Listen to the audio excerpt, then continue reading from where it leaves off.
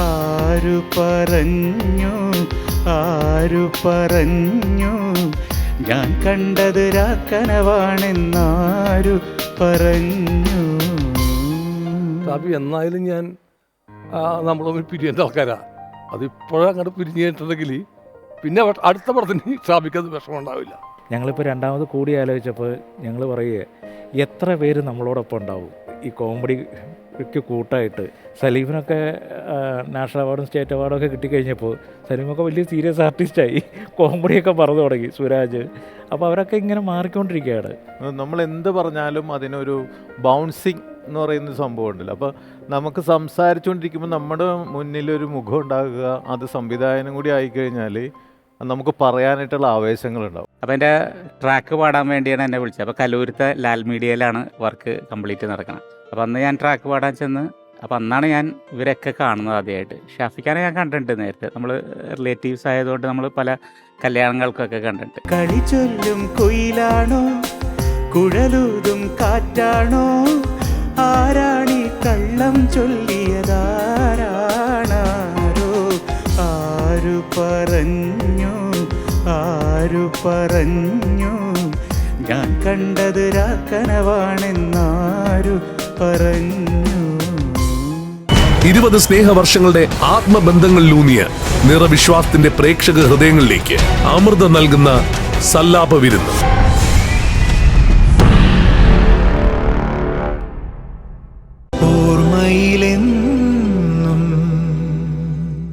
നമസ്കാരം. പുനർക്കാഴ്ചകളിലും ആക്കമൊട്ടും കുറയാത്ത ഒരുപാട് ചിരി മുഹൂർത്തങ്ങൾ മലയാളിക്ക് സമ്മാനിച്ച ചലച്ചിത്ര പ്രതിഭ ഷാഫി സാറിന്റെ ഓർമ്മയിലൂടെ ഉള്ള എപ്പിസോഡ് തുടരുന്നു. ഓർമ്മയിലെന്നും ഷാഫി. അദ്ദേഹത്തിന്റെ പ്രധാന ഹോബീസ് എന്താണ്? നമ്മളിപ്പോൾ ഒരു സിനിമ കഴിഞ്ഞ് അടുത്ത സിനിമയുടെ ഒരു ഗ്യാപ്പ് ഉണ്ട്, അല്ലെങ്കിൽ അത്തരം സന്ദർഭങ്ങളിൽ എന്തായിരിക്കും അദ്ദേഹമൊക്കെ ചെയ്യുന്നത്? ഞങ്ങൾ ഇപ്പോൾ കൂടുകയാണെങ്കിൽ ഇടയ്ക്ക് ഷട്ടിൽ കളിക്കാൻ കൂടും, പിന്നെ അല്ലെങ്കിൽ സിനിമ കാണാൻ പോവും. സിനിമയല്ലാതെ മറ്റൊരു വിഷയം ഇല്ല സംസാരിക്കാനായിട്ട്.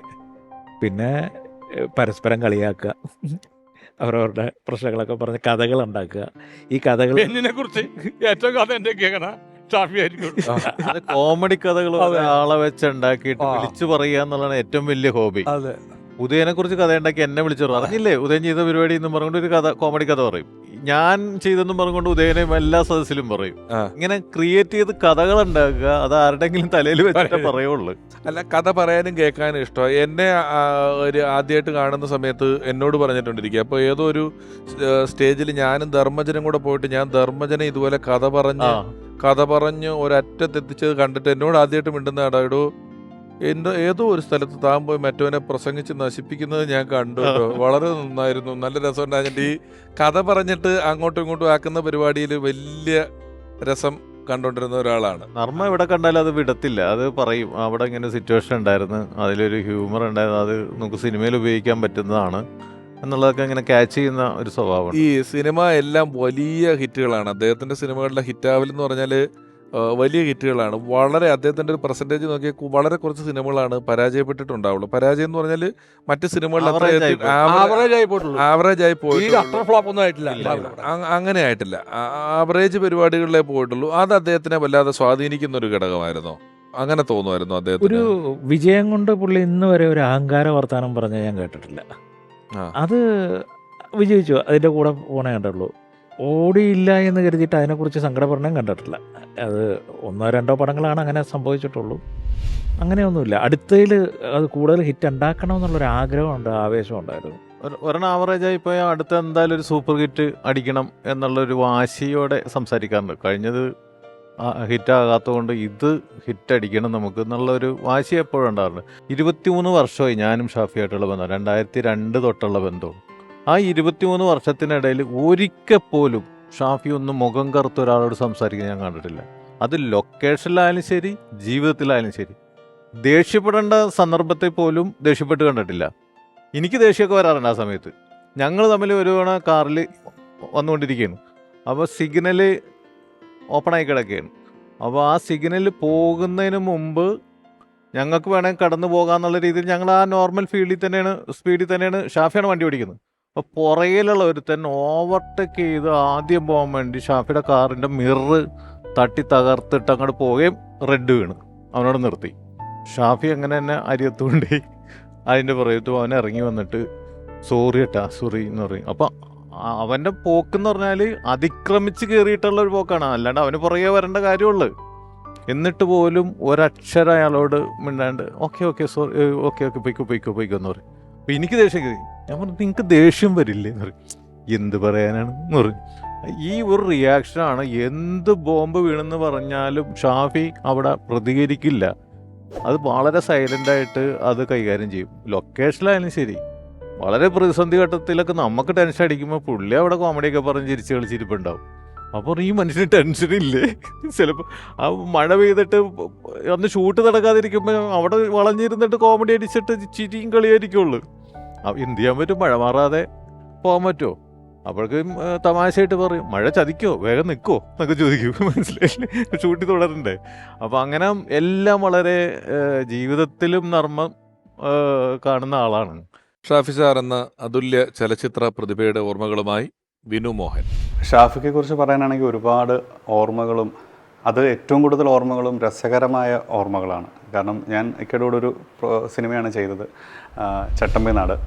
ആ സിനിമയുടെ എനിക്ക് തോന്നുന്നു ഞാൻ ഇതുവരെ ചെയ്ത സിനിമകളിൽ പല സിനിമകളിലും വെച്ചിട്ട് ഇത്രയും ഒരു സൗഹൃദം, കാരണം ഒരു ഷൂട്ട് കഴിഞ്ഞാൽ വൈകുന്നേരം എല്ലാവരും നേരത്തെ റൂമിലെത്തുകയാണെങ്കിൽ എല്ലാവരും ഒരുമിച്ച് കൂടി തമാശ പറയുകയും, അത് വന്നില്ലെങ്കിൽ ഷാഫിഖാനെ വിളിക്കും, നീ എവിടെയാടാ, നീ കയറി വാ എന്ന് പറയും. ആ തരത്തിലൊരു സൗഹൃദവും ഒരു ചേട്ടനെ പോലെയൊക്കെ ആയിരുന്നു ഇക്ക. ശരിക്കും ആ ഒരു ഒറ്റ സിനിമയിൽ ഉള്ള ഒരു സൗഹൃദം എത്ര വർഷമായിട്ടും ആ ഒരു സൗഹൃദത്തിന് ഒരു കുറവും വന്നിട്ടില്ല. പിന്നെ ഏറ്റവും കൂടുതൽ എന്നെ ഷാഫിഖ എനിക്കിട്ട പേര് എന്നെ എപ്പോഴും കുരുവി എന്നാണ് വിളിക്കുക. അതെനിക്ക് ഭയങ്കര ഓർമ്മ. കാരണം അത് എന്തോ ഒരു വിഷയം ഫസ്റ്റ് ഷൂട്ടിൻ്റെ സമയത്ത് പറഞ്ഞു വന്നപ്പോൾ ഇങ്ങനെ ലോഹി സാറിൻ്റെ സിനിമകളെക്കുറിച്ചും ഒക്കെ ഇങ്ങനെ പറഞ്ഞു വരുന്ന സമയത്ത് ഇവൻ ലോഹി സാറിൻ്റെ കുരുവി കുട്ടിയല്ലേ എന്ന് പറഞ്ഞ് അന്ന് തൊട്ട് ഷാഫിക്ക് ഇപ്പോഴും ആ ഒരു ലാസ്റ്റ് സമയങ്ങളിൽ കാണുന്ന സമയത്ത് പോലും ഇക്ക എന്നെ കണ്ട ആദ്യം എന്നെ കുരുവിക്കുട്ടി എന്നേ വിളിക്കാറുള്ളൂ. അപ്പോൾ അങ്ങനത്തെ ഒരു അടുപ്പം ഇക്കായിട്ടുണ്ടായിരുന്നു. പിന്നെ എപ്പോഴും എനിക്ക് തോന്നുന്നു ഒരു ഞാൻ ആ സിനിമ ചെയ്യുമ്പം അതിൽ ചട്ടമ്പി നാടിനെ സംബന്ധിച്ച് ഒരുപാട് ആക്ടേഴ്സുള്ള മമ്മൂക്കയുടെയൊക്കെ സിനിമയാണ്. അപ്പോൾ ആ സിനിമയിൽ ഞാൻ വരുമ്പോൾ എനിക്ക് സത്യം പറഞ്ഞാൽ ഭയങ്കരമായിട്ടുള്ള ഒരു ടെൻഷനായിരുന്നു. ദൈവമേ എങ്ങനെയായിരിക്കും എന്തായിരിക്കും. ഞാൻ ഷാഫിക്ക് എന്നോട് കഥ പറയുമ്പോൾ ബെന്നിച്ചേട്ടനും ഷാഫിക്കെ കൊണ്ടാണ് എന്നോട് കഥ പറയുമ്പോൾ ഉണ്ടായിരുന്നത്.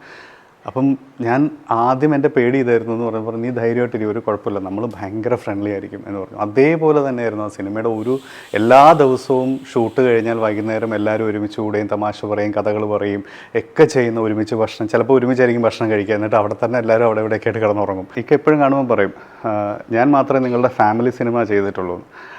സത്യം പറഞ്ഞാൽ അത് മമ്മൂക്കയും പറയാറുണ്ട്, ഇവൻ്റെ ഫാമിലി സിനിമയല്ലേ ഇത് എന്നെപ്പോഴും പറയാറുണ്ട്. അത് കാരണം ആ സിനിമയിൽ ചട്ടമ്പി നാട്ടിൽ ഞാൻ അഭിനയിച്ചിട്ടുണ്ട്, അമ്മ അഭിനയിച്ചിട്ടുണ്ട്, എൻ്റെ അനിയൻ അഭിനയിച്ചിട്ടുണ്ട്, അച്ഛൻ അഭിനയിച്ചിട്ടുണ്ട്, അതേപോലെ അമ്മാവൻ അഭിനയിച്ചിട്ടുണ്ട്. അപ്പം ഈ തരത്തിൽ ഫാമിലിയിലുള്ള എല്ലാവരും അഭിനയിച്ച ഒരു സിനിമയാണ് ചട്ടമ്പി നാട്. അത് ഇവൻ എൻ്റെ ഷൂട്ട് കാണാൻ വന്നതാണ് സത്യം പറഞ്ഞാൽ അനു ഒരു സമയത്ത്. അപ്പം അനുവിനെ കണ്ടപ്പം ഷാഫിക്ക് ഭയങ്കരമായിട്ട് മമ്മൂക്കയെ മമ്മൂക്ക പറഞ്ഞു ഷാഫി ഇവൻ എൻ്റെ ചെറുപ്പം ചെയ്യട്ടെ എന്ന് പറഞ്ഞു. അപ്പോൾ അവനാകെ ഷോക്കായിരുന്നു. അങ്ങനെയാണ് അനു ആ സിനിമയിൽ മമ്മൂക്കയുടെ ചെറുപ്പം ചെയ്യുന്നത്. അപ്പോൾ ഈ തരത്തിലൊരു ഫാമിലി സിനിമയായിരുന്നു. അപ്പം എപ്പോഴും ഒക്കെ എന്നോട് പറയാറുണ്ട് നിങ്ങളുടെ ഒരു ഫാമിലി സിനിമ ഡയറക്റ്റ് ചെയ്തൊരു ഡയറക്ടറാണ് ഞാനെന്ന്.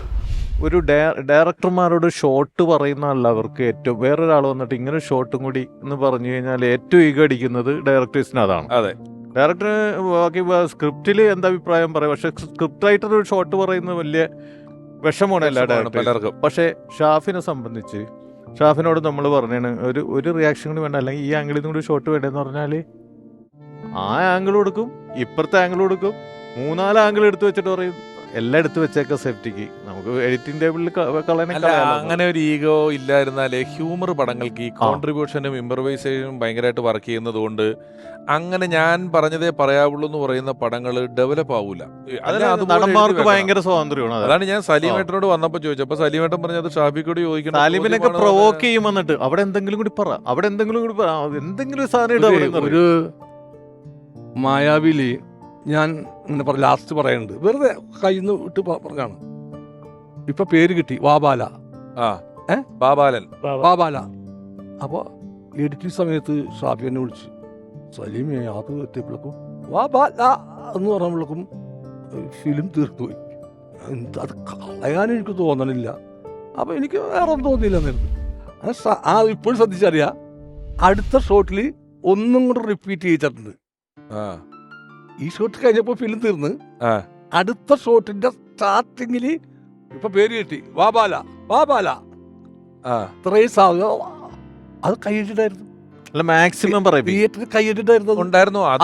അത് ഞാൻ കേട്ടിട്ടുള്ളത് നിങ്ങളുടെ ഈ ഒരു സംഘം ഒരു സിനിമ ചെയ്തു കഴിഞ്ഞാൽ അത് പൊതുവായിട്ട് പ്രദർശിപ്പിക്കുകയും അങ്ങോട്ടും ഇങ്ങോട്ടും അഭിപ്രായം ചോദിക്കുകയും വേണ്ടാത്തത് കട്ട് ചെയ്ത് കളയുകയും ഒക്കെ പച്ചക്ക് ചെയ്യുന്ന എന്ന് അതായത് ഡബിൾ പോസിറ്റീവ് ഒരു 3-4 പ്രാവശ്യമെങ്കിലും ഞങ്ങൾ കാണും. അത് ആദ്യം കാണുമ്പോൾ ഞങ്ങൾ മാത്രമൊക്കെ ഇട്ടിരുന്ന് കാണും. പിന്നെ കുറച്ച് നമുക്ക് വേണ്ടപ്പെട്ട നമ്മുടെ ഫാമിലിനെ മാത്രം വിളിച്ചിട്ട് കാണേണ്ടത് എവിടെയൊക്കെ ചിരിക്കുന്നുണ്ട്. അപ്പോൾ നമ്മൾ കട്ട് ചെയ്യാമെന്ന് തീരുമാനിച്ചേക്കുന്ന കുറേ കാര്യങ്ങളുണ്ടാവും. അപ്പോൾ അത് കട്ട് ചെയ്യുന്നതിന് മുമ്പ് തന്നെ ഷബർ നമുക്ക് മൊത്തത്തിൽ എല്ലാവരും ഒന്ന് കാണിച്ചിട്ട് എങ്ങനെ റിയാക്ഷൻ ഉണ്ടാകുന്ന നോക്കാന്ന് വെച്ച് ഒരു ഷോ ഇട്ടിട്ട് നമ്മൾ കട്ട് ചെയ്യാമെന്ന് തീരുമാനിച്ച ചില സാധനമൊക്കെ ഭയങ്കരമായിട്ട് ഈ വരുന്ന പെണ്ണുങ്ങളൊക്കെ ചിരിക്കും. അപ്പോൾ അത് വർക്കൗട്ട് ആവുന്നുണ്ട്, അത് കളയണ്ട വെച്ചേക്കാന്ന് പറഞ്ഞാൽ അങ്ങനെ വെക്കുന്നു. ഒരു 3 ഷോയെങ്കിലും മിനിമം ഒരു ഫസ്റ്റ് കോപ്പി ആകുന്നതിന് മുമ്പ് ഈ ഡബിൾ പോസിറ്റീവ് 3 പ്രാവശ്യമെങ്കിലും ഇട്ട് അത് ഷാർപ്പ് ചെയ്തിട്ടൊക്കെയാണ്. ഈ മായാവിയൊക്കെ പല പ്രാവശ്യം ഇട്ടിട്ടുണ്ട്, കല്യാണരാമൻ ഇട്ടിട്ടുണ്ട്. അതുമല്ല ഹ്യൂമർ ചെയ്യുന്ന ആളുകൾക്ക് ഹീറോയുടെ മേളിൽ കളിക്കാനുള്ള സ്പേസ് കൊടുക്കണമെങ്കിൽ ഒന്നുകിൽ ഹീറോ പറഞ്ഞാലും ഒക്കെ അത് ഈ ഡയറക്ടർ അങ്ങനെ ചെയ്യൂ എന്നുള്ളൊരു വാശിയിൽ നിന്നാലേ പറ്റുള്ളൂ. ഈ ഷാഫിക്കയുടെ ബഹുഭൂരിപക്ഷം പടങ്ങളിലും സലീമേട്ടനാണ് സ്കോർ ചെയ്യുന്നത്. ഒരു പ്രദേശം സലീമേട്ടൻ എടുത്ത് തോളത്ത് വെച്ചിട്ട് കൊണ്ടു നടക്കുന്ന ഈ മുറ്റത്തെ മുല്ലയിലും കത്തി കഴുത്തി വെച്ച് പാടിക്കുന്നതാണ്. ഒരു പാട്ട് ഹീറോയുടെ കഴുത്തെ കത്തി വെച്ച് പാടിക്കുക എന്ന് പറഞ്ഞാൽ നല്ല ഹീറോ പാടുകയല്ലേ വേണമെങ്കിൽ. ഇതൊന്നുമല്ല, കത്തി വെച്ച് പാടിക്കുക. അങ്ങനെ അതൊക്കെ ഒരു ആ സ്വാതന്ത്ര്യമൊക്കെ എന്തൊരു സ്വാതന്ത്ര്യമാണ് അത്. ഈ ഇവരുടെ നിങ്ങളുടെ ഒരു ടീമിന് തന്നെ ആ ഒരു കോൺഫിഡൻസ് ഭയങ്കര ഒരു ടീം വർക്കാണ്. ഞങ്ങളുടെ പടങ്ങളിലൊക്കെ ഒരു ടീം വർക്ക് ഉണ്ടാവും. അവിടെ ആർക്കും അങ്ങോട്ട് ഇങ്ങോട്ട് ഈഗോ ഇല്ല, അതാണ് ഏറ്റവും വലിയത്. അല്ല, അതിൽ ഹ്യൂമറിന് നിങ്ങൾ ഇമ്പോർട്ടൻസ് കൊടുക്കുന്നുണ്ട്. ഈ ലോകത്ത് ഒരു സിനിമയിൽ ഞാൻ ഒരിക്കൽ ബെനിച്ചേട്ടനോട് തന്നെ പറഞ്ഞിട്ടുണ്ട്, ഇപ്പോൾ ഹീറോയിന്റെ കല്യാണം മുടങ്ങി കിടക്കുമ്പോഴാണ് ഈ എന്തിനു വേണ്ടി തിളയ്ക്കുന്ന സാമ്പാർന്ന് ഒരിക്കലും ഒരു സിനിമയിൽ സെന്റിമെന്റ്സ് സീൻ വർക്ക് ചെയ്യുന്നതിന്റെ ഇടയിൽ അത് ആദ്യം ഒരു ടെൻഷൻ ഉണ്ടായിരുന്നു. അവിടെ സെന്റിമെന്റ്സ് ആയതുകൊണ്ട് അത് നിസ്സാരവൽക്കരിച്ച് കാണുന്നതായിട്ട് തോന്നുന്നു. പക്ഷെ ആ സെന്റിമെന്റ്സിന്റെ ഇടയിൽ അത് വന്നപ്പോഴാണ് അതിന് കൂടുതൽ ഇമ്പാക്ട് വന്നത്. കാരണം ഈ കഥാപാത്രത്തിനൊന്നും വലിയ വിഷയമൊന്നുമല്ല. മനസ്സിലായില്ലേ? അവളെ ആ തമാശ ഫസ്റ്റ് തന്നെ തള്ളിക്കളഞ്ഞാണ്. അത് വേണ്ടെന്നൊക്കെ ചർച്ച വന്നു. പക്ഷെ അവസാനം ഷാഫിയുടെ കയ്യും കാലും ഷാഫി എന്തിനാണ് ഷാഫി ഇത് ഷാഫി എന്നൊക്കെ പറഞ്ഞിട്ട് ഇവരൊക്കെ പോട്ടെ എന്നിട്ടാന്ന് പറഞ്ഞു. അങ്ങനെ ഇവരൊക്കെ പോയി കഴിഞ്ഞ് ലാലേട്ടൻ പോയി എല്ലാവരും പോയി കഴിഞ്ഞ ശേഷമാണ് ഇന്നസെന്റ് ആയിട്ട് ഞാൻ മാത്രമേ. ഷാഫിയുടെ പ്രത്യേകത വെച്ചാൽ അത് എന്തൊക്കെ ഒരു ആർട്ടിസ്റ്റിന്റെ വരുന്നു അതെല്ലാം മാക്സിമം. എന്നിട്ട് രഹസ്യമായിട്ട് നമ്മളോട് നമുക്ക് വേണമെങ്കിൽ എഡിറ്റിംഗ് ടൈമിൽ കളയാലോ, മാക്സിമം പറഞ്ഞോട്ടെ. എന്നിട്ട് എഡിറ്റിങ്ങിൽ വരുമ്പോൾ അവിടെ നിന്നിട്ട് ആലോചിക്കും വെക്കണോ വേണ്ടേ എന്നുള്ളത്. പലവരുടെ അഭിപ്രായം ചോദിച്ചിട്ട് ചില സാധനങ്ങൾ വെക്കും. അപ്പോൾ കാണുമ്പോൾ അത് കുഴപ്പമില്ല, അതിരുന്നോട്ടെ എന്ന് പറഞ്ഞാൽ പുള്ളിക്കും കോൺഫിഡൻസ് വരും. കുഴപ്പമില്ല. പിന്നെ അന്നെന്ന് പറഞ്ഞാൽ അങ്ങനെ പൊളിറ്റിക്കലി കറക്റ്റ്നെസ് എന്നൊക്കെ പറഞ്ഞിട്ടുള്ള പരിപാടികൾ ഇല്ലാത്തതുകൊണ്ട് ചില പൊളിറ്റിക്കലി ഇൻകറക്റ്റായ തമാശകളും ഇവരെല്ലാം ഒരു അത് ഒന്നാമത്തെ കാര്യം ഞാൻ നേരത്തെ പറഞ്ഞ പോലെ നിങ്ങളുടെ സിനിമകളിൽ ആദ്യം തന്നെ കഥാപാത്രങ്ങളെല്ലാം ഒരു ലൈസൻസ് എടുക്കുന്നുണ്ട്. ഇവരൊന്നും അങ്ങനെ നമ്മുടെ കൂട്ടത്തിൽ നമ്മുടെ ഇടയിൽ ഇപ്പൊ മാക്രി ഗോപാലിനൊക്കെ ചാണകത്തിൽ പിടിച്ച് സത്തി ഇടുക. എന്റെ അന്നം സാക്ഷിയായിട്ട് ഇത് ഒരു എങ്ങനെയാണ് ഒരു ക്യാരക്ടർ അത് ചെയ്യുന്നത്? ചാണകം വാരിയിട്ട് എന്റെ അന്നം സാക്ഷിയായിട്ട് ഞാനിതില് ഒരു ഇത്തിരി തണുപ്പ് കിട്ടാൻ വേണ്ടി മറ്റേ ആളുടെ വീട്ടിൽ പോയപ്പം തണുപ്പ് മാറ്റാൻ വേണ്ടി അങ്ങനെ പറയുക. അപ്പൊ നിങ്ങളുടെ അതാ ഞാൻ ആദ്യം തൊട്ട് ഉദയനോട് വെച്ചത്, ഷാഫി സാറിന്റെ പടങ്ങളിലുള്ള കഥാപാത്രങ്ങളെ എടുത്ത് വെച്ചിട്ട് ഇവർക്ക് ആദ്യം ഒരു ലൈസൻസുകൾ എടുത്ത് കൊടുത്തിട്ടാണ് ഇവർ അത് എഴുത്തുകാരനും ആ സ്വാതന്ത്ര്യം കിട്ടും. ഷാഫിയുടെ പടമാണെങ്കിൽ എനിക്ക് എന്ത് ഹ്യൂമറും ഏത് ടൈപ്പ് അത് ഷാഫി കൺസീവ് ചെയ്യുമെന്ന് നമുക്ക് ഉറപ്പുണ്ട്. വേറെ ഡയറക്ടറാണ് ചിലപ്പോൾ പറയും അത് വേണോ, അത് ചളിയായി പോവില്ലേ. ഒരു വലിയ ലോസ് വന്നിരിക്കുമ്പോഴല്ലേ പടക്കട മായാവിയില് മമ്മൂക്കനെ പേടിച്ചിട്ട് ഞാനൊരു കടലല്ല കായലിലേക്ക് ചാടണമല്ല. അതില്ല സംഭവം, അതൊന്നുമില്ല. കടലിലേക്ക് ചാടുന്നു, നദിയിലേക്ക് ചാടുന്നു, അത്രേ ഉള്ളൂ. അപ്പോൾ ഞാൻ പറഞ്ഞു ഷാഫിനോട്, ഷാഫി ഞങ്ങളുടെ നാട്ടിൽ ചേച്ചിമാര് മീൻ തപ്പി പിടിക്കാൻ പോവില്ലേ, മീൻ തപ്പിയിട്ട് പിടിക്കുക കെട്ടിലൊക്കെ. അപ്പോൾ അവർക്ക് പുഴയൊക്കെ അടക്കണമെങ്കിൽ ഈ കുടം കമിഴ്ത്തിയിട്ട് ഇങ്ങനെ അവിടെ നിർത്ത് പോയി കുടം കൊണ്ടാന്ന് പറഞ്ഞ്. അപ്പം സെക്കൻഡിനുള്ളിൽ ഈ കുടം വന്ന്. അപ്പോൾ എന്താ, ഞാൻ ഈ കുടം ഇട്ടാണ് ചേച്ചി ഒരു പൈപ്പ് സെറ്റ് ചെയ്ത് ആ ഷൂട്ടിങ് മാറ്റി വെച്ച് ഉച്ചക്കാക്കി. രാവിലത്തെ സംഭവമായിരുന്നു അത്. ഉച്ചക്കാക്കിയിട്ട് ഒരു പൈപ്പിൻ്റെ അവിടെ ഞാൻ ഓടിപ്പോണ ഔട്ട് വിട്ടിട്ട് ഈ പൈപ്പിൻ്റെ ഇടയ്ക്ക് ചെന്നിട്ട് ഒരു പെണ്ണെ കത്തി കാണിച്ച് കുടം വാങ്ങിച്ചിട്ട് ചാടുന്നു. അപ്പൊ ആ ചിരി ഭയങ്കരമായിട്ട് കൂടിയത്. ഒരു ചിരി കിട്ടുന്നത് മിസ് ചെയ്യൂല. ഈ കല്യാണരാമനിലെ ഒരു ചോദ്യം കൂടെ ഞാൻ ചോദിച്ചിട്ട്, അതായത് നിങ്ങളെല്ലാം കൂടി ഇരുന്ന് യോഗം കൂടുന്ന ഒരു സ്ഥലത്ത് ഒരു വലിയ ചെരുവത്തി പത ഉണ്ടാക്കിയിട്ട് ചേട്ടൻ അതിനകത്ത് കിടപ്പുണ്ട്. കുളിക്കുന്ന ടബ് പോലെ. ആ, അത് ഉണ്ടായിരുന്ന ടബ് പോലെ വാർപ്പില് അതൊക്കെ പേപ്പറിലുണ്ടായിരുന്നു. അത് എഴുതി വെച്ചിട്ടുണ്ടായിരുന്നു. അതില് ഊഞ്ഞാലൊക്കെ അവിടെ വേറെ നമ്മൾ സെറ്റ് ചെയ്താണ് ആ സമയത്ത്. ഊഞ്ഞാലാടുന്ന ഊഞ്ഞാലടിക്കൊണ്ട് ഇതില് നമ്മൾ എഴുതിയിലുണ്ടായിരുന്നു ഡബിൽ കുളിക്കണത്. നമ്മൾ കല്യാണരാമനെ പറ്റി വീണ്ടും പറഞ്ഞ സ്ഥിതിക്ക് അഫ്സലിക്ക ഒരു പാട്ടും കൂടെ പാടേണ്ടതായിട്ടുണ്ട്. 20 സ്നേഹവർഷങ്ങളുടെ ആത്മബന്ധങ്ങളിലൂന്നിയ നിറവിശ്വാസത്തിന്റെ പ്രേക്ഷക ഹൃദയങ്ങളിലേക്ക് അമൃതം നൽകുന്ന സല്ലാപ വിരുന്ന്.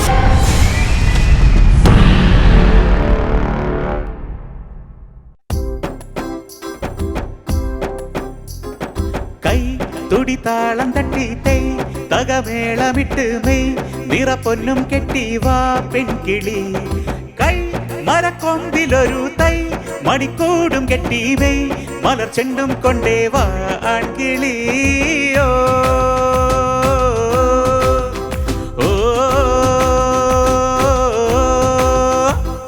കൈ തുടിതാളം തട്ടി തൈ തകമേളമിട്ട് മെയ് നിറപ്പൊന്നും കെട്ടി വാ പെൺകിളി. കൈ മരക്കൊമ്പിലൊരു തൈ മണിക്കൂടും കെട്ടി മെയ് മലർ ചെണ്ടും കൊണ്ടേ വാ ആൺകിളി.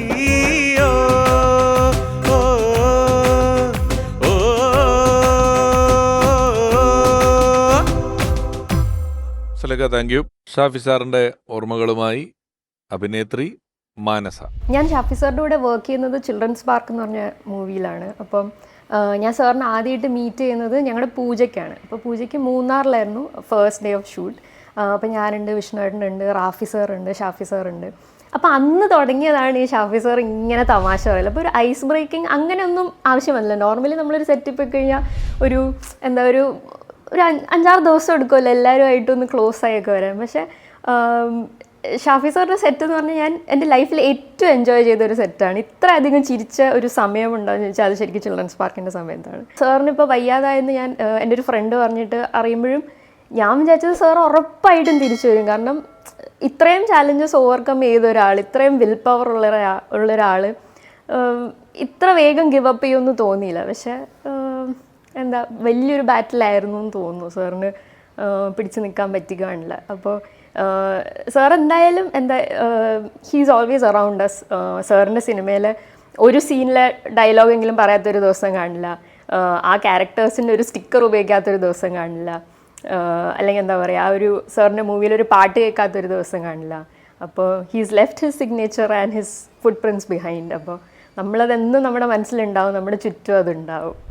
ഇനി ഞാൻ ഒരാളെ കൂടെ ഇങ്ങോട്ട് ക്ഷണിക്കുകയാണ്. നമ്മൾ ഷാഫിക്ക് ഇങ്ങനെ പുതിയ പാട്ടുകാർക്ക് അവസരം കൊടുക്കുന്ന കാര്യം പറഞ്ഞതുപോലെ പല പരീക്ഷണങ്ങൾക്കും ഷാഫിക്ക സിനിമകൾ നിന്നിട്ടുണ്ട്. അതുപോലെ ഒരു ചിത്രം അദ്ദേഹം മലയാളിക്ക് സമ്മാനിച്ചതാണ് ഒരു പഴയ ബോംബ് കഥ എന്ന് പറയുന്ന ചിത്രം. അതിലെ നായകൻ അദ്ദേഹവുമായി, ഷാഫി സാറുമായി വലിയ അടുപ്പം സൂക്ഷിക്കുന്ന കലാകാരൻ, നമ്മളുടെയും സുഹൃത്ത്, സഹപ്രവർത്തകൻ, സ്നേഹപൂർവ്വം സ്വാഗതം ചെയ്യുന്നു പ്രിയപ്പെട്ട ബിബിൻ ജോർജ്.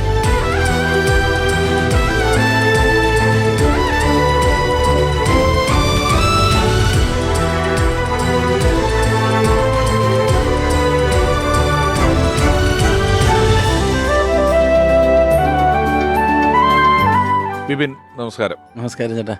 ബിബിൻ ഇങ്ങനെ സിനിമകൾ എഴുതി, പല സിനിമകളൊക്കെ എഴുതി, അത് കഴിഞ്ഞിട്ട് വിഷ്ണു ബിബിൻ്റെ സുഹൃത്തൊക്കെ ഹീറോ ആയപ്പോഴൊക്കെ ബിബിനെ ഒരു ഹീറോ ആവണം എന്നുള്ള മോഹം വലിയ കാര്യമായിട്ട് മനസ്സിൽ കൊണ്ടുനടന്ന ആളാണ് നമ്മൾ പരിചയപ്പെട്ട കാലം തൊട്ട്.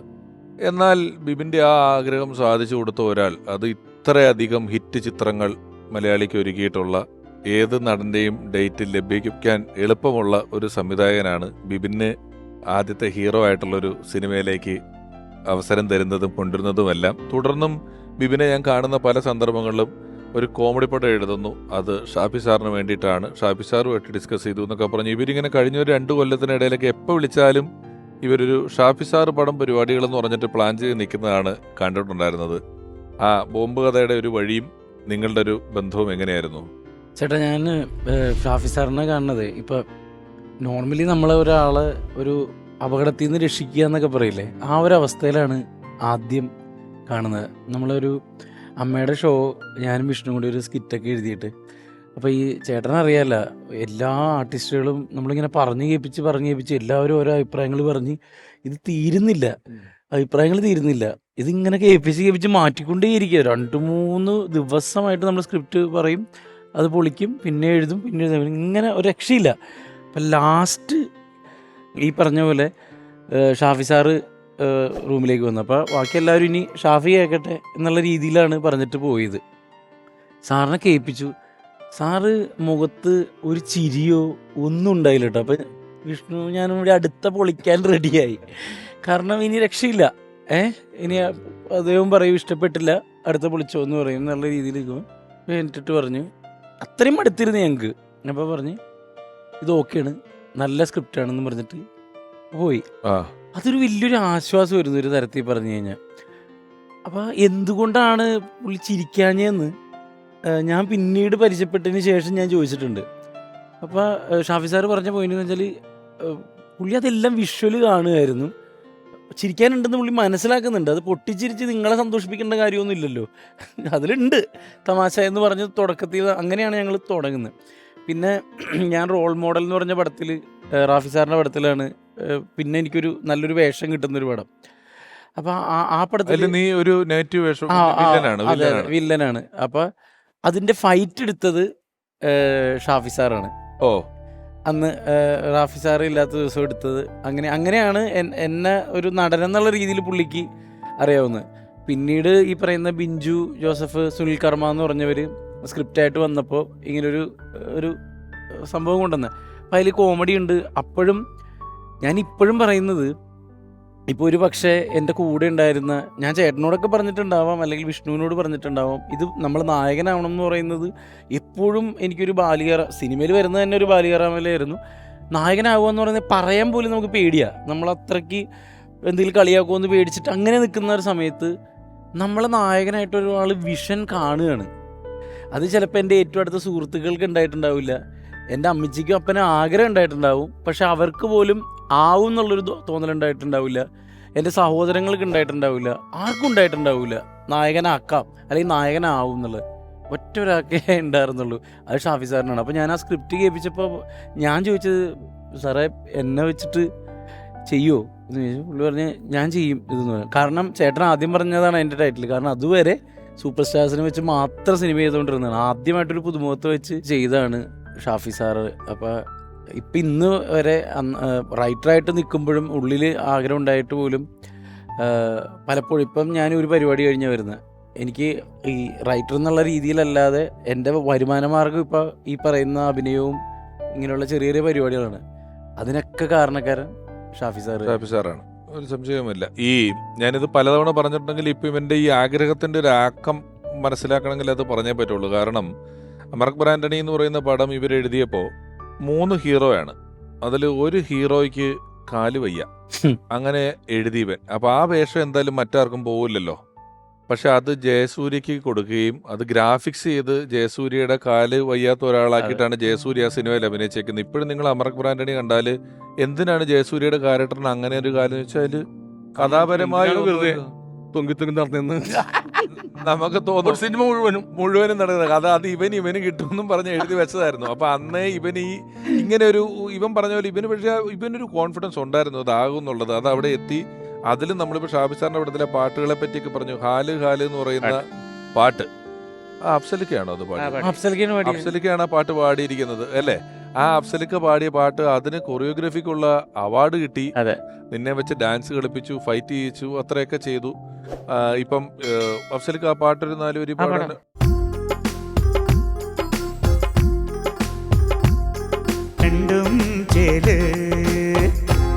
ഈ പാട്ടില്ലേ, ഈ പാട്ടിന് വേറൊരു ചെറിയ ഓർമ്മയും കൂടി ഉണ്ട്. അതായത് നമ്മള് ഡാൻസ് കളിക്കുമെന്നൊന്നും അറിയില്ലല്ലോ ഏട്ടാ, എനിക്കും അറിയില്ല. ഇത് നമ്മൾ വെറുതെ ഗാനമേളക്ക് തുള്ളിയുള്ള പരിചയമല്ലേ ഉള്ളൂ, ഇത് കളിക്കുമെന്ന് അറിയത്തില്ല. പക്ഷേ സാറിന് നിർബന്ധമായിരുന്നു ഇങ്ങനൊരു ഡാൻസ് വേണം, നിന്നെക്കൊണ്ട് പറ്റുന്നൊരു പരിപാടി ചെയ്യണം എന്നുള്ളത്. ഇപ്പോൾ കളിക്കുമെന്ന് ചോദിച്ചപ്പോൾ ഞാൻ അന്ന് ഇനി കളിക്കൂല എന്ന് പറഞ്ഞില്ല, ഇനി അതിൻ്റെ പേരിൽ മാറ്റമുണ്ടല്ലോ എന്ന് പേടിച്ചിട്ട് ഞാൻ പറഞ്ഞു ഞാൻ കളിക്കുമെന്ന് പറഞ്ഞു. എന്നിട്ട് ഹൈദരാബാദ് റാമോജിൽ ഇതൊക്കെ സെറ്റാക്കിയതിന് ശേഷം എല്ലാമായി. ദിനേശ് മാസ്റ്റർ വന്നു, കൊറിയോഗ്രാഫിങ് തുടങ്ങാൻ പോകുന്നു. അപ്പം സാറ് വന്നിട്ട് രാവിലെ എന്നോട് ഒന്നും കൂടി ചോദിച്ചു കളിക്കില്ല അല്ലേ? ഞാൻ പറഞ്ഞു സാറേ എനിക്കറിയില്ല എന്ന് പറഞ്ഞു അവിടെ വെച്ചിട്ട്. എന്നിട്ട് കളിച്ച് തുടങ്ങി. ആദ്യത്തെ സെക്ഷനൊക്കെ അങ്ങോട്ട് പോയി. പക്ഷെ ഒരു ഇടയിൽ അങ്ങ് വന്നു കഴിഞ്ഞപ്പോഴേക്കും ആളുകൾ ഇങ്ങനെ കൂടി. റാമുജാവിൻ്റെ അവിടെ ഡാൻസ് കാണാൻ വേണ്ടി കൂടി. ആളുകളെ കണ്ടു കഴിഞ്ഞാൽ ഒരു സ്റ്റെപ്പ് എനിക്ക് തെറ്റിപ്പോയി. പിന്നെ അതെനിക്ക് ടെൻഷനായി, ഇൻഹിബിഷനായി. ആളുകൾ എന്നെ കളിയാക്കുന്ന പോലെയൊക്കെ എനിക്ക് നമ്മുടെ ഈ ചൈൽഡ്ഹുഡ് റീൽ ഓടുമല്ല, അതിങ്ങനെ വന്നിട്ട് എനിക്ക് കളിക്കാൻ പറ്റാണ്ട് ഞാൻ മാറിയിരുന്ന് കരച്ചിലായി. എനിക്ക് പറ്റണില്ല. ഞാൻ പറഞ്ഞ സമയം അതായത് ഞാൻ പടത്തിലേ ഇല്ല എന്നുള്ള രീതിയിൽ ആയി കരച്ചിൽ. അപ്പം പുള്ളി വന്ന് എന്നോട് അന്ന് കുറേ കാര്യങ്ങൾ, അതായത് ഇത് പറ്റുമെന്നും ഇത് നീ ചെയ്യണം, ചെയ്താലാണ് ഇത് പ്രൂവ് ആവുള്ളൂ എന്നൊക്കെ പറഞ്ഞ് അന്ന് എന്നെ ആശ്വസിപ്പിച്ച് കുറച്ച് ഒരു മണിക്കൂറോളം ഷൂട്ടിങ് നിർത്തി വെച്ച്, നടന്നില്ല എന്ന്. പക്ഷെ അന്ന് ഷാഫി സാറ് പറഞ്ഞ കുറേ കാര്യങ്ങളുണ്ട്. നമ്മൾ അതായത് നീ ചെയ്തേ പറ്റുള്ളൂ, അല്ലാണ്ട് വേറെ വഴിയില്ല എന്നുള്ള കുറേ കാര്യങ്ങൾ. അത് കഴിഞ്ഞിട്ടാണ് ഞാൻ ആ ഡാൻസ് ചെയ്തതൊക്കെ. പുള്ളിയുടെ ഒരു മോട്ടിവേഷൻ അന്നൊന്നൊക്കെ ഉണ്ടായിരുന്നു എന്നുള്ളതാണ്. ഇപ്പം നിൻ്റെ കൂടെ തന്നെ എഴുത്തിലും നിൻ്റെ സ്വന്തം സഹചാരിയും സുഹൃത്തും ഒക്കെ ആയിട്ടുള്ള ഷാഫി സാറിനും വളരെ പ്രിയപ്പെട്ട വിഷ്ണു ഉണ്ണികൃഷ്ണൻ, അദ്ദേഹത്തെ ഓർക്കുന്നു. ഞങ്ങളുടെ നാട്ടിലുള്ള മ്യൂസിക് ഡയറക്ടേഴ്സാണ് ബേണി ഇഗ്നേഷ്യസ്. അപ്പോൾ അതിൽ ഇഗ്നേഷ്യസ് അങ്കിൾ എന്നോട് പറഞ്ഞു പുലിവാൽ കല്യാണത്തിൻ്റെ ഷൂട്ട് നടക്കുന്നുണ്ട്, അവിടെ ചെന്നിട്ട് ഞാൻ പറഞ്ഞാന്ന് പറഞ്ഞാൽ മതി, ഡയറക്ടർ ഷാഫിനെ കണ്ടു കഴിഞ്ഞാൽ എന്തെങ്കിലും റോൾ വരുമെന്ന് പറഞ്ഞിട്ട്. അങ്ങനെ പുലിവാൽ കല്യാണത്തിൻ്റെ സെറ്റിൽ ഞാൻ ആദ്യമായിട്ട് ഷാഫി സാറിനെ കാണാൻ വേണ്ടി ചെല്ലുന്നത്. ഷാഫി സാറിനെ കണ്ടു.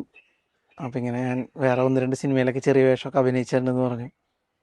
അപ്പോൾ സാറിൻ്റെ നമ്പറൊക്കെ കൊടുത്തിട്ട് പോക്കോ, ഇതിലിപ്പോൾ ഓൾറെഡി കഴിഞ്ഞു, എന്നാലും നോക്കാം എന്ന് പറഞ്ഞിട്ട് ഞാനപ്പോൾ എൻ്റെ അയലൊക്കത്തെ നമ്പറൊക്കെ കൊടുത്തിട്ട് പോന്നു. അതിന് ശേഷമാണ് മായാവി എന്ന് പറയുന്ന സിനിമയിൽ ഒരു ഒറ്റ സീനിന് വേണ്ടിയിട്ട് അതിൻ്റെ കൺട്രോളർ വിളിച്ചിട്ട് ഞാൻ ചെല്ലുന്നത്. അപ്പോൾ ചെല്ലുമ്പോൾ ഷാഫി സാറാണെന്ന് എനിക്കറിയില്ല അതിൻ്റെ ഡയറക്റ്റ്. അവിടെ ചെന്ന് കഴിഞ്ഞപ്പോഴാണ് മനസ്സിലാവുന്നത്. അപ്പോൾ അതിലൊരൊറ്റ സീനേ ഉള്ളൂ, സലിംമാൻ്റെ അടുത്ത് പോടാപ്പോൾ പോയി തരത്തിപ്പോയി കളിക്കണമെന്ന് പറയുന്നത് ഒറ്റ സീൻ. പക്ഷെ അത് ചെയ്ത് കഴിഞ്ഞപ്പോൾ തന്നെ സാറായിട്ട് ഭയങ്കര കമ്പനി ആവുകയും ചെയ്തു. ഞാൻ പറഞ്ഞു സാറേ ഞാൻ പണ്ട് ഇങ്ങനെ ചാൻസ് ചോദിച്ച് സാറിൻ്റെ അടുത്ത് വന്നിട്ടുണ്ട്. പുള്ളി പറഞ്ഞാണല്ലേ നേരത്തെ വന്നിരുന്നെങ്കിൽ ഇതിൽ നമുക്ക് കുറച്ചും കൂടി ഏതെങ്കിലുമൊക്കെ സീനിലൊക്കെ ഉൾപ്പെടുത്തായിരുന്നു, എന്തായാലും പോര് നമുക്ക് നോക്കാം എന്നൊക്കെ പറഞ്ഞു. അപ്പോൾ എന്നെ ആളുകൾ തിരിച്ചറിയാൻ തുടങ്ങിയതും എൻ്റെ എന്താ പറയുക ഞങ്ങളുടെ ട്രൂപ്പിലൊക്കെ ആണെങ്കിൽ പോലും നമ്മളൊരു പ്രൊഫൈൽ കാണിക്കുമ്പോൾ കാണിച്ചുകൊണ്ടിരുന്നൊരു സീൻ എന്ന് പറഞ്ഞാൽ ഈ മായാവിയിലെ സീനാണ്. അപ്പോൾ അതിലാണ് എനിക്ക് ഏറ്റവും കൂടുതൽ ആദ്യമായിട്ടൊരു ആളുകൾ ശ്രദ്ധിച്ച ഒരു സംഭവം. ബിബിനെ വെച്ചിട്ട് സാറ് ഒരു പഴയ ബോംബ് കഥ എന്ന് പറയുന്ന സിനിമയും അതിലൊരു പ്രധാന കഥാപാത്രമായിട്ട് എന്നോടും ചെയ്യണമെന്ന് പറഞ്ഞു. അപ്പോൾ ഞാൻ വലിയ സന്തോഷത്തോടുകൂടി സാറിൻ്റെ കൂടെ പിന്നെയും വർക്ക് ചെയ്യുന്നത് ബോംബ് കഥയിലാണ്. അതിനുശേഷം ആ സിനിമയുടെ ഷൂട്ട് നടക്കുമ്പോൾ തന്നെ സാറ് അടുത്ത പടം എന്നെ വെച്ച് ചെയ്യാമെന്ന് പറയണം. അപ്പോൾ എനിക്ക് അതിലും പല സന്തോഷം വരെ ഉണ്ടായില്ല. അങ്ങനെ ചിൽഡ്രൻസ് പാർക്ക് എന്ന് പറയുന്ന സിനിമ, അതിൻ്റെ ആ ഒരു സിനിമയ്ക്ക് വേണ്ടി സാറിൻ്റെ കൂടെ ഒരുപാട് സമയം ചിലവഴിക്കാനും ഒക്കെ പറ്റിയതാണ്. അപ്പോൾ മലയാളത്തിൽ നമ്മൾ നോക്കിക്കഴിഞ്ഞാൽ ഏറ്റവും കൂടുതൽ ബ്ലോക്ക് ബസ്റ്റേഴ്സ് ഉള്ള സംവിധായകൻ ആരാന്ന് വെച്ചാൽ ഷാഫി സാർ മാത്രമേ ഉള്ളൂ. അദ്ദേഹത്തിൻ്റെ കൂടെ ഒരുപാട് സമയം സ്പെൻഡ് ചെയ്യാൻ സാധിച്ചിട്ടുണ്ടെന്നുള്ളത് ഏറ്റവും വലിയ ഭാഗ്യമായിട്ട് കരുതുകയാണ്. ഇപ്പം ബിബിനെ വെച്ച് ഹീറോ ആക്കി പടം ചെയ്യുമെന്ന് പറയുന്ന അതേ ആള് തന്നെ തൊമ്മനും മക്കൾ എന്ന് പറയുന്ന പടം തമിഴിൽ വിക്രത്തിനെ വെച്ച് ചെയ്യുകയാണ്. തമിഴിൽ പക്ഷെ പിന്നീട് അദ്ദേഹം പോവാഞ്ഞതാണോ അതോ ഇവിടുത്തെ തിരക്കുകളിൽ തന്നെ നിന്നതാണോ? തമിഴിലെ ഒരു പടം കഴിഞ്ഞിട്ട് പിന്നെ ഷാഫി സാർ തിരിച്ച് പടങ്ങൾ ചെയ്തിട്ടില്ല. തമിഴില് ഷാഫിയാണ് ചാന്തുപൊട്ടിനെ കുറിച്ച് പറഞ്ഞിട്ട് വിക്രം ചാന്തുപൊട്ട് കണ്ടു. അവിടെ പൊള്ളാച്ചിൽ എവിടെയോ ഒരു തിയേറ്ററിൽ ഇട്ടിട്ട് ചാന്തുപൊട്ട് കണ്ടിട്ട് അത് സിനിമയാക്കണമെന്ന് വിക്രത്തിന് ആഗ്രഹമുണ്ട്. അതിന്റെ റൈറ്റ്സ് ഒക്കെ വാങ്ങിച്ചു, സ്റ്റോറി റൈറ്റ്സ് ഒക്കെ വാങ്ങിച്ചു. അത് ഷാഫി ചെയ്യും എന്നുള്ളൊരു ധാരണയിലാണ് അത് വാങ്ങിച്ചത്. പിന്നീട് എന്തുകൊണ്ടോ അത് മുന്നോട്ട് പോയില്ല. അതാണ് പിന്നെ വിക്രമായിട്ടുള്ളൊരു കണക്ഷൻ പിന്നീട് ഉണ്ടായത്. അതാണ് പിന്നീട് വിക്രം വിളിക്കുകയും സംസാരിക്കുകയൊക്കെ ചെയ്യാറുണ്ട് എപ്പോഴും. ശാന്തവട്ടിലെ ക്യാരക്ടർ ചെയ്ത് അത്ര എളുപ്പമല്ല. മറ്റൊരു നടൻ, ഇന്ത്യയിലെ ഒരു നടൻ അത് എടുത്തു പിടിച്ച് ചെയ്യുക. പിന്നീട് റൈറ്റ്സ് വാങ്ങിച്ചെങ്കിലും ഒരു ഭയപ്പാട് വന്നു. അപ്പൊ ഷാഫി എന്നെ പറഞ്ഞു അത് വിക്രം ചെയ്ത വർക്കൗട്ട് ആകുമെന്നൊരു ഡൗട്ട് ഉണ്ട് എന്നുള്ള രീതിയിൽ പറഞ്ഞു. അന്ന് അത് ധനുഷ് ഒക്കെ ഒരു രൂപം കൊണ്ട് ഇത്തിരി ചെറുതായതുകൊണ്ട് ധനുഷാണെങ്കിൽ കൂടുതൽ അത് വർക്കൗട്ട് ആവുന്നുള്ള രീതിയിലൊക്കെ ഒരു ഡിസ്കഷൻ ഞങ്ങളുടെ ഇടയിൽ വന്നു. പിന്നെ ഒരു തമിഴിൽ നിന്ന് ഒരു അങ്ങനെ വലിയ വേറൊരു നല്ലൊരു പ്രോജക്റ്റ് ഒന്നും വരുന്നില്ല. അതുകൊണ്ടായിരിക്കാം ഇവിടെയും തിരക്കുകളും ഇവിടെയും മലയാളം ഒരു തരത്തിൽ നമുക്ക് ഭാഷയുടേതായ ഒരു പ്രശ്നങ്ങളുണ്ടല്ലോ അവിടെ പോയി പിന്നെ ചെയ്യുന്നത്. മജ ഇവിടെ വർക്കൗട്ടായ പോലെ അവിടെ അങ്ങോട്ട് വർക്കൗട്ട് ആയില്ല. കാരണം നമ്മൾ ഈ മമ്മൂക്കനെയും ഇതൊക്കെ കണ്ടിട്ട് ആർട്ടിസ്റ്റുകൾ അതല്ലേ ഇവിടെ ആർട്ടിസ്റ്റിനെ കണ്ടിട്ട് അവിടെ വരുമ്പോൾ നമുക്ക് അങ്ങോട്ട് എന്തോ ഡ്രോപ്പ് ചെയ്തു പോയ പോലെ നമുക്ക് തോന്നും. അത് ആദ്യം കണ്ട ഒരു ഫീല്. ഉദയേട്ടൻ നേരത്തെ പറഞ്ഞല്ലോ, നമ്മൾ ഈ പറഞ്ഞ പോലെ ഇനിയൊരു കോമഡി പടം ഇരുന്ന് ആലോചിച്ചിരുന്ന് എഴുതിയാൽ ഇത് ആരെ കൊണ്ട് ഇതെല്ലാം പെർഫോം ചെയ്യിച്ചെടുക്കും എന്നുള്ളതിനകത്തൊരു മറ്റേത് എഴുതുമ്പോൾ തന്നെ ഇതിപ്പോൾ സലീമേട്ടൻ എന്ന് പറഞ്ഞ് ചെയ്താൽ ഇപ്പം ഇവൻ പടം എഴുതുമ്പം സലീമേട്ടന്റെ വേഷങ്ങളും ചെയ്തുകളൊക്കെ ഇപ്പം ഏത് പടത്തിലെ ജയിലിൽ നിന്ന് വരുന്നത് നമ്മുടെ കട്ടപ്പനയിലൊക്കെ സലീമേട്ടൻ കുറച്ച് നാൾ കഴിഞ്ഞാണ് വരുന്നത്. അപ്പോൾ എഴുതുമ്പോൾ തന്നെ സലീമേട്ടനായിട്ടാണ് എഴുതുമ്പോഴല്ല, ചർച്ച ചെയ്യുമ്പോൾ തന്നെ നമ്മൾ പറയണത് സലീംകുമാർ എന്ന് ആ പേര് പറഞ്ഞിട്ടാണ്. കഥാപാത്രത്തിന്റെ പേരൊക്കെ പിന്നീട് അയക്കും. നമ്മൾ തന്നെ ഫിക്സ് ചെയ്യും സലീമിന് ഇങ്ങനെ ഒരു ക്യാരക്ടർ, ഇന്ന ആൾക്ക് ഇന്ന ക്യാരക്ടർ എന്ന് പറഞ്ഞുകൊണ്ട് പറയുമ്പോൾ സലീം എന്നൊക്കെ തന്നെ ആയിരിക്കും പറഞ്ഞു പോകുന്നത്. അപ്പോൾ അത്തരം കഥാപാത്രങ്ങൾ ഡെവലപ്പ് ചെയ്യാനും നമുക്ക് എളുപ്പമാവുന്നത് അത് സലീം ചെയ്യുന്നത് എങ്ങനെയായിരിക്കും നമുക്ക് മനസ്സിലുള്ളത് കൊണ്ട് താനെ വരും കുറേ കാര്യങ്ങൾ. ഒരു ആർട്ടിസ്റ്റിനെ ഓർക്കുമ്പോൾ ആ ആർട്ടിസ്റ്റ് മുമ്പ് ചെയ്തേക്കുന്ന അവരുടെ ആ ചെയ്തികളൊക്കെ നമ്മുടെ മനസ്സിലുള്ളത് കൊണ്ട് നമുക്ക് ഡെവലപ്മെന്റ് പെട്ടെന്ന് കിട്ടും. അല്ലാതെ ഒരു ആർട്ടിസ്റ്റിന്റെ മുഖമില്ലാണ്ട് ചിന്തിച്ചു കഴിഞ്ഞാൽ ചിലപ്പോൾ ഡള്ളായിട്ടിരിക്കും. അപ്പോൾ ഷാഫി പറയാറുണ്ട് നമുക്കത് ഇന്ന ആളെന്ന് വിചാരിച്ച് തന്നെ ചിന്തിക്കാം, അപ്പോൾ അതിനൊരു ഡെവലപ്മെന്റ് കിട്ടുമെന്നൊക്കെ പറയാറുണ്ട്. ഇന്നസെന്റ് പോലെ ഈ പോഞ്ഞിക്കര എന്ന് പറയുന്ന ക്യാരക്ടറൊക്കെ വളരെ രസമുള്ള വേറെ ബെൽറ്റിൽ നിന്നിട്ട് കളിച്ചിട്ടുള്ള പരിപാടിയായിരുന്നു. രസമായിട്ട് നിന്നെയും ഫസ്റ്റ് പടത്തിൽ തന്നെ പാടിക്കുകയും ചെയ്തില്ലേ ഷാഫിക്ക? ഇല്ല, പാടിച്ചിട്ടില്ല. നീ പാടുന്നൊരു പാട്ടുണ്ടല്ലോ ഒരു പാടുന്ന പാട്ട്. അത് ആര് പാടിയതാണത്? അത് നമ്മുടെ വിനീത് ശ്രീനിവാസ്. വിനീത് പാടിയ പാട്ടാണ് നീ നിന്റെ പോലെ പാടി നടക്കുന്നത്? അല്ല പലയിടത്തും ഇവനെ പല ഫംഗ്ഷൻ അല്ല, അത് വേറെ പാടായിട്ടാ. ഞാൻ പാടിയ പാട്ടാണ് പാടി നടക്കുന്നത്. അത് മാർഗംകളിയിലെ പാട്ടാണ്. വിനീത് ശ്രീനിവാസൻ പാടിയതാണ് ഫസ്റ്റ് പടത്തിലെ പാട്ട്. നീ ഷാഫിക്കയുടെ പടത്തിൽ വിനീതാണ് പാട്ട് പാടിയിട്ടുള്ളത്. നീ അതിന്റെ ഒരു 4 വരിയും കൂടെ പാടും. 20 സ്നേഹവർഷങ്ങളുടെ ആത്മബന്ധങ്ങളിലൂന്നിയ നിറവിശ്വാസത്തിന്റെ പ്രേക്ഷക ഹൃദയങ്ങളിലേക്ക് അമൃതം നൽകുന്ന സല്ലാപ വിരുന്ന്.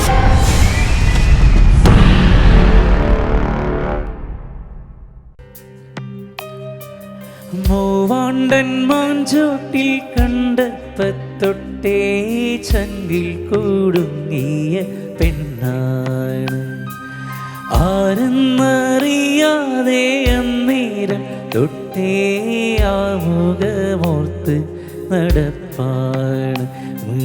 മുള്ളൊരു സ്വപ്നം കണ്ട് അവളിൽ നിന്നും കാത്തിരിപ്പുണ്ട്. അവളിൻ കരളില് കൂടുകൂട്ടണ നാളും കുറിച്ചു കൊണ്ട്. മൂവാണ്ടൻ മാഞ്ചോട്ടിൽ കണ്ടപ്പത്തൊട്ടേ ചങ്കിൽ കുടുങ്ങിയ പെണ്ണാണ്.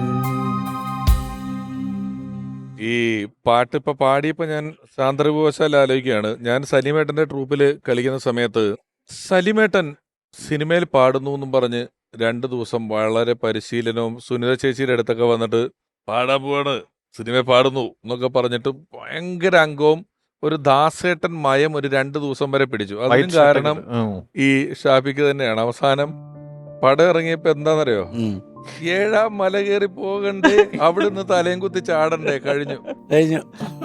ഇതിന് വേണ്ടിയിട്ട് ഒരു 3 ദിവസത്തോളം അല്ലെ ഞാൻ പറഞ്ഞത്. ശരിക്കും അങ്ങനത്തെ ഒരു പാട്ട് ലോക സിനിമയിൽ ഉണ്ടാവും. ഇത്രയും ആർട്ടിസ്റ്റുകൾ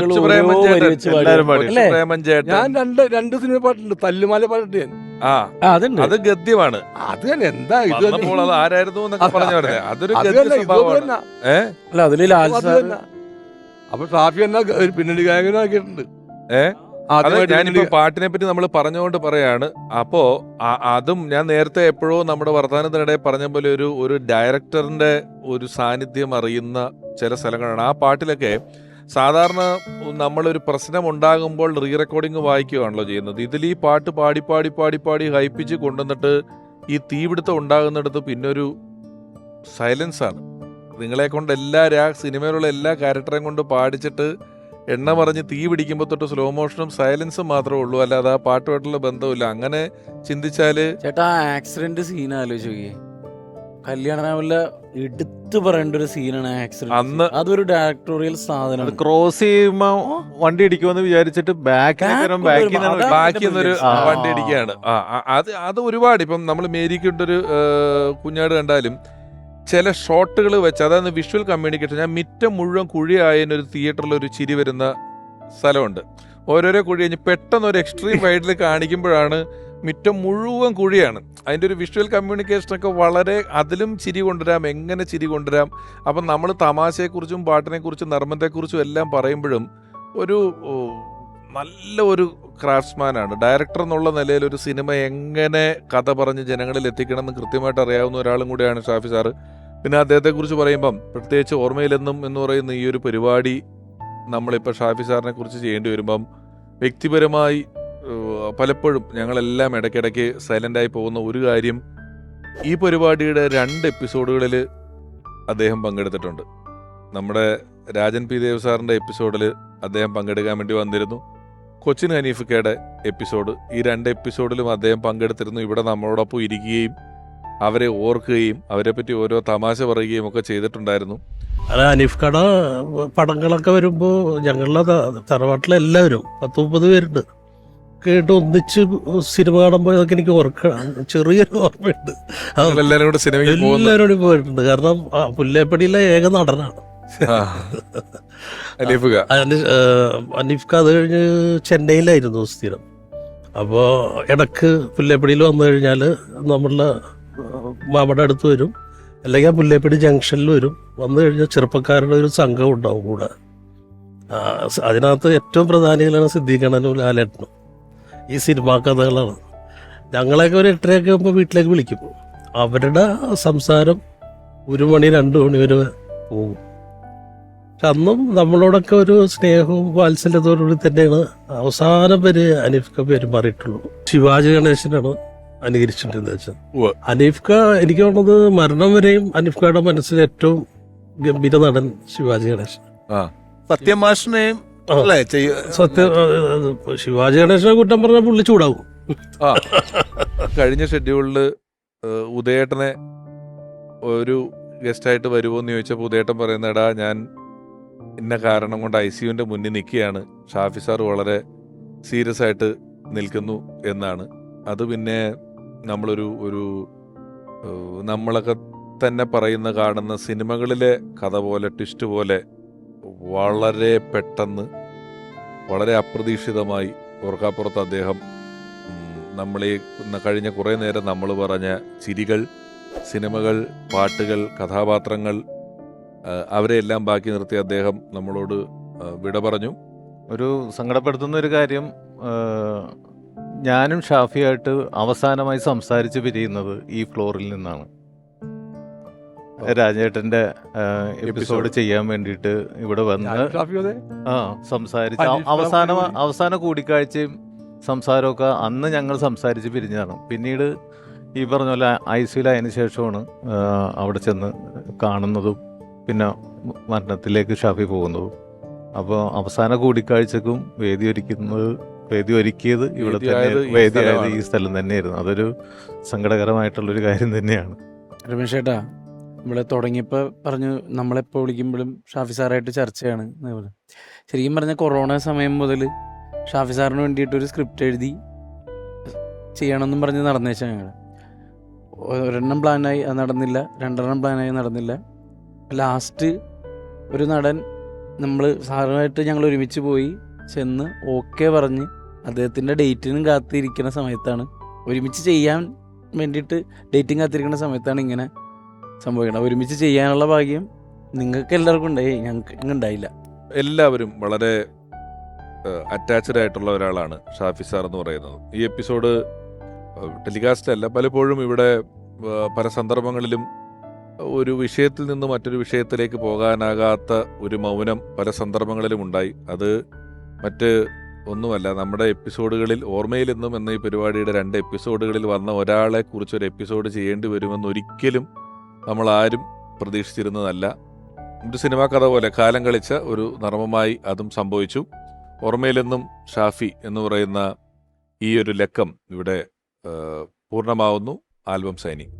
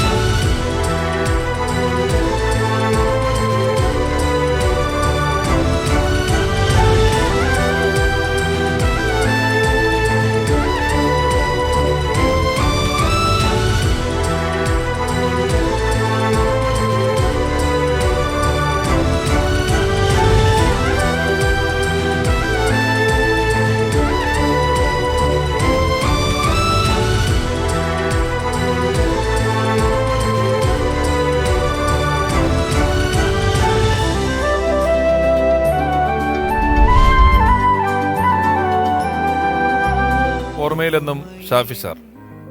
ഈ ഒരു ആൽബത്തിൻ്റെ 2 താളുകളിൽ ഒപ്പിട്ട ഒരാളാണ് ഷാഫി സാർ. നേരത്തെ പറഞ്ഞതുപോലെ ഒരു സിനിമാ കഥ എന്നതുപോലെ വിശ്വസിക്കാനാകാത്ത രീതിയിൽ ഇന്ന് ഓർമ്മയിലെന്നും എന്ന ഈ പരമ്പരയിൽ അദ്ദേഹത്തെക്കുറിച്ചുള്ള ഓർമ്മകളാണ് നമ്മൾ പങ്കുവച്ചത്. മലയാളി എന്നും ഓർക്കുന്ന ഒരുപാട് ചിരി മുഹൂർത്തങ്ങളും നല്ല സിനിമകളും നമുക്ക് സമ്മാനിച്ച ഷാഫി സാറിൻ്റെ ഓർമ്മയിലെന്നും എന്ന ഈ പരമ്പര, ഈ ലക്കം ഇവിടെ പൂർണ്ണമാകുന്നു. അടുത്ത ലക്കത്തിൽ നമുക്ക് വളരെ പ്രിയപ്പെട്ട മറ്റൊരാൾ.